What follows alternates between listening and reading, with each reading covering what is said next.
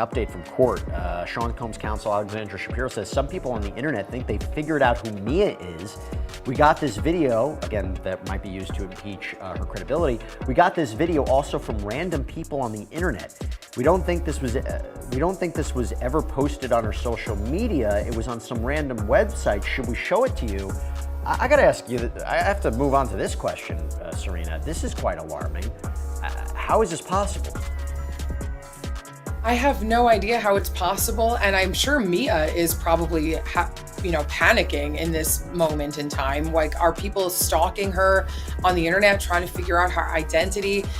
She testified that she was a victim, essentially. There's rape shield laws that exist to try to protect people in her position. And so this is really getting very nerve-wracking probably for her, and just absurd for the courtroom.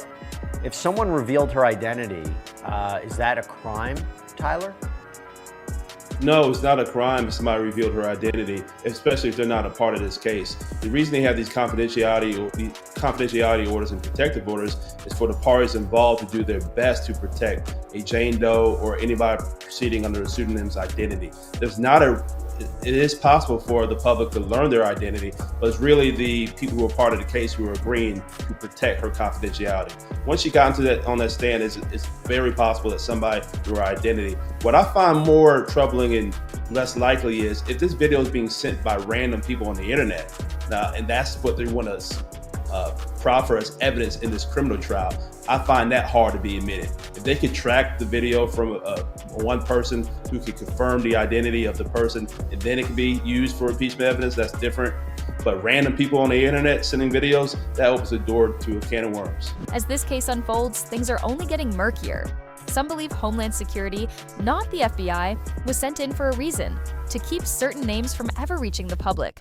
We're talking about 3 U.S. presidents, even British royalty, all photographed at Diddy's parties. So now people are asking, could national security have been at risk if those tapes were ever released? No, there's a lot going on. A lot of rumors are flying.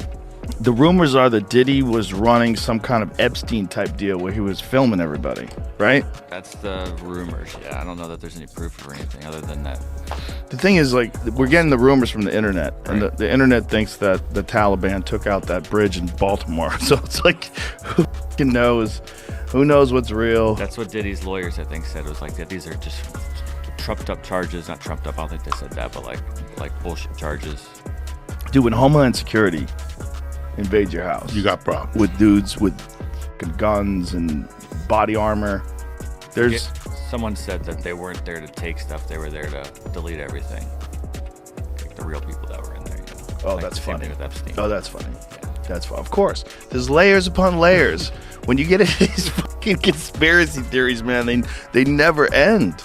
They never end. There's just layers upon layers upon layers. It's fun to talk about. It is fun to talk about. It's hard to know what's true, but why people genuinely love it when someone like Diddy gets caught, though. The glee that people have is weird. Why? Because he's too successful. Also, it's like there was always so much East Coast, West Coast that's still like in the zeitgeist, like with Biggie and Tupac, and they were all hating at each other, and they both got killed, and there was a lot going on. And then there's people that thought that Puffy was involved and Suge Knight was involved. Allegations implicate dozens of unidentified witnesses and alleged co-conspirators around the world. And some of the key witnesses to the supposed incidents are dead. Many of Diddy's alleged victims say they felt completely trapped, like there was no escape. He didn't just control their careers. He controlled every part of their lives, even threatening their families if they spoke out. Basically meaning, how can we defend against it? The defense is not even permitted to share the identities of the individuals described in the disclosure letter with Mr. Combs until April 18th, further hampering defense counsel's ability to investigate. Collectively, these new allegations require many months, if not years, to investigate, and if admitted, would require a series of mini-trials certain to double the length of a trial the government originally said would last 3 weeks. So this is an explosive allegation that on its face, I don't know if I necessarily disagree with. If they are bringing in evidence of uncharged conduct, wouldn't the defense have an opportunity to investigate it and challenge it? It seems like they're making a point. So if this evidence is allowed in, there is a chance this could delay the trial significantly. We all know Combs wants to go to trial, but how can he properly defend himself against this in just a few weeks? One witness, known in court as Mia, said Diddy brainwashed her, convincing her that if she ever went to the police, he'd end her life. Here in New York, we are in week 4 of Sean Diddy Combs' criminal trial. The music mogul has pleaded not guilty to federal charges against him. Prosecutors continue to call witnesses who say they were victims of Combs' alleged abuse. Jerika Duncan has the latest, and we warned you that some of the details may be disturbing.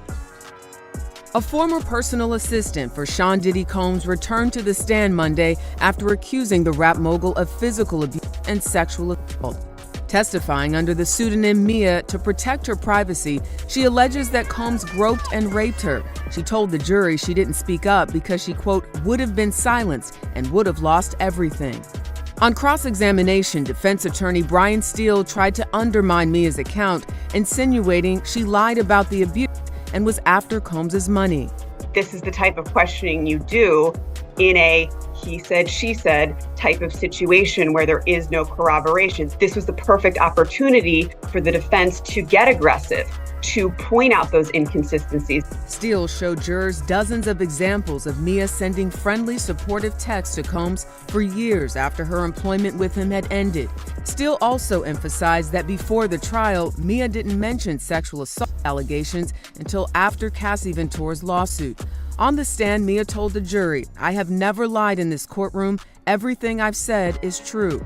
She testified that she didn't come forward sooner about alleged abuse because she was, quote, terrified and brainwashed after working for Combs. It only takes one juror to throw a wrench in the prosecution's plan and not get a conviction. If even one juror gets back there in that deliberation room and causes some reasonable doubt, that could be the defense's case. Cassie's close friend, Brianna Bongolan, took the stand and shared a terrifying memory. She says Diddy once dangled her over a 17th floor balcony. Ex-trafficking victim is expected to testify here today that Sean Combs used lies, drugs, and threats to force her into freak-offs. After the jury hears more from a different woman who claims Combs hoisted her over that balcony. This morning, a critical witness for the prosecution, a woman testifying under the pseudonym Jane, who prosecutors say began a secret relationship with Sean Combs in 2020 and spent years in hotel rooms for forced sex. Jane's testimony will follow the cross-examination of Brianna Bongolan, known as Bonna, who described years of drug use with her friend Cassie Ventura. And she testified Ventura FaceTimed her before the premiere of her movie The Perfect Match. I want to try something new. What did you see? Prosecutors asked. Her black eye, Bongolan said. I was a little quiet, and I remember saying, I'm sorry. Bongolan testified Combs once hoisted her over this balcony after barging into Ventura's apartment on the 17th floor. For a split second, I was thinking about if I was going to fall. She said Combs kept yelling at her, you know what the expletive you did, before throwing her onto this furniture, leaving bruises. Combs denied it happened, and the defense challenged her account. She also testified that she saw Diddy throw a knife at Cassie and had witnessed Cassie bruised and injured multiple times. But Brianna admitted she didn't speak up, not because she didn't care, but because she was scared. Diddy had convinced everyone around him that his political connections made him untouchable. Reporting him wouldn't stop the abuse, it would only hurt Cassie more. We have some video of her as well. And so she has been testifying about a particular incident in which Sean Combs dangled her over a balcony. We have some full screens we can put up for you in which we're telling you a little bit about who Brianna is. Now, she goes by the name Banna. She's a friend of Cassie Ventura, who sued Combs in 2024 for allegedly groping her and dangling her over a balcony.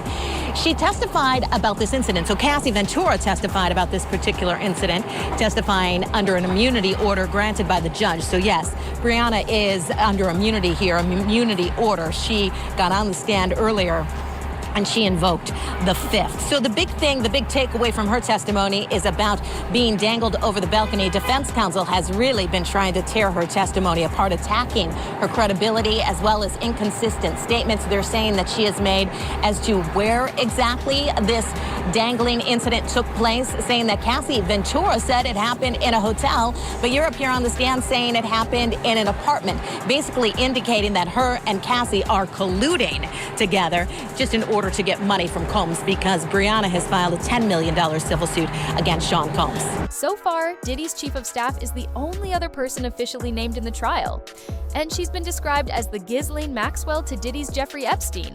Her name is Christina Coram, and according to investigators, her phone contained evidence that Diddy paid bribes to cover up key evidence. Diddy's former chief of staff, Christina Coram, had evidence found in her phone that was seized. It's also worth noting, Diddy's ties go deep. He's been connected to New York Mayor Eric Adams, and some believe it was those political and federal connections that helped him avoid arrest for far too long. Today, we heard the testimony from Eddie Garcia, who was a security guard at the Intercontinental Hotel, and he said that Christina Coram and Diddy reached out to him multiple times to try to get possession of that video of Diddy and Cassie Ventura, which he later claimed that him and his manager made this video disappear for Diddy, and they were paid $100,000. After his bombshell testimony, the government said, "I'm going to enter a stipulation into evidence." During a search at the Miami airport, law enforcement seized 2 cell phones from Christina Coram. And they are talking about when they rolled up on Diddy trying to get on his private jet when they were raiding the house in Miami and in LA. And after re-looking at all of those photos, I was able to confirm Christina Coram was with Diddy this day. And this is when they took both of her cell phones from her. Weirdly enough, this is the very last time that we would publicly see Christina Coram with Diddy, and before she would go ghost, deleting all of her social media accounts, even her LinkedIn. Now, the government is saying that there was evidence in one of these cell phones. There was 24 contacts,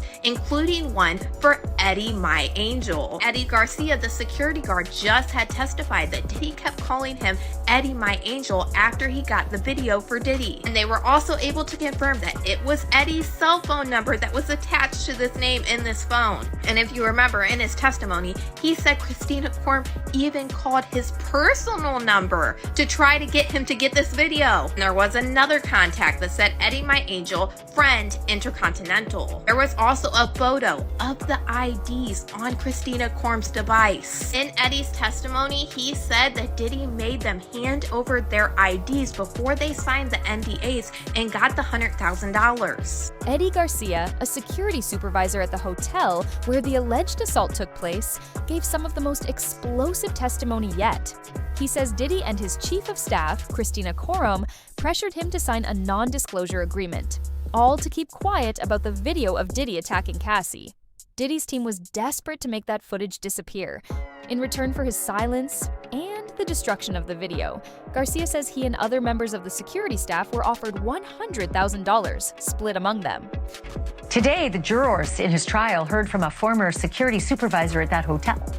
His name is Eddie Garcia, and he testified that not long after the attack happened, Diddy's chief of staff, Christina Coram, called him to ask for the footage.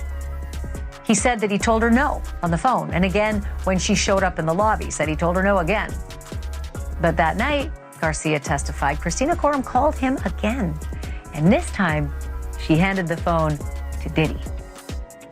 Garcia told the jury in Combs' federal trial that Puff said if that video ever got out, it would ruin his career. He testified that Diddy promised to, quote, take care of him if he could only find a way to get that video.